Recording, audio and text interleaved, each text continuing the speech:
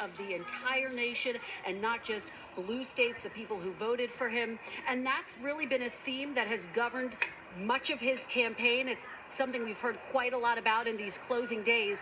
When you look at Pennsylvania, the state that delivered him this victory, where did he spend most of his time campaigning in the closing days of this campaign?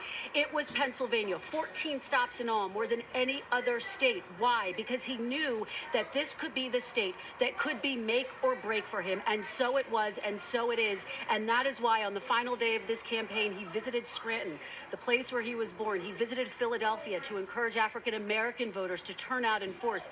They didn't in big enough numbers in 2016. And so we wait for a reaction from the Biden campaign on what is undoubtedly a day of celebration. And he had other paths to get to that number, but yes, Pennsylvania put him over the top. We talk about there's so much history in all this. Kamala Harris to become the first woman of color as vice president of the United States. It's an historic day for that reason as well. Senator Kamala Harris becoming the first black woman to serve as vice president-elect. And so we are told that when Biden addresses the nation, if that does in fact happen this evening or later on today, she will be there with him. She will also make remarks. And so she will speak to the historic nature of this moment. And as you all were talking about there at the desk, Biden really framed this campaign as a fight for the heart and soul of the nation.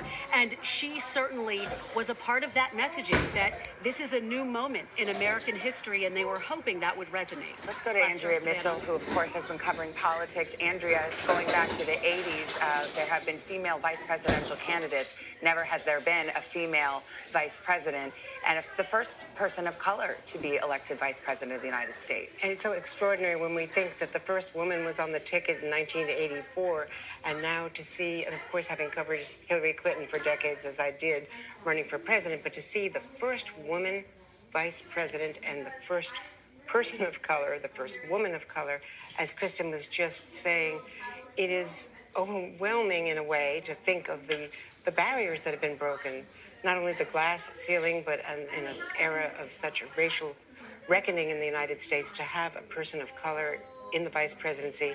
Having watched Walter Mondale, the first vice president who was really consequential in his partnership with Jimmy Carter, depends on whether Joe Biden lives up to his promise to have that partnership with Kamala Harris that he enjoyed with Barack Obama. There were, of course, tensions with Obama and Biden and policy disagreements along the way, but it is absolutely true that they were partners in anything. And he talked about being the last person in the room when decisions were made with Obama.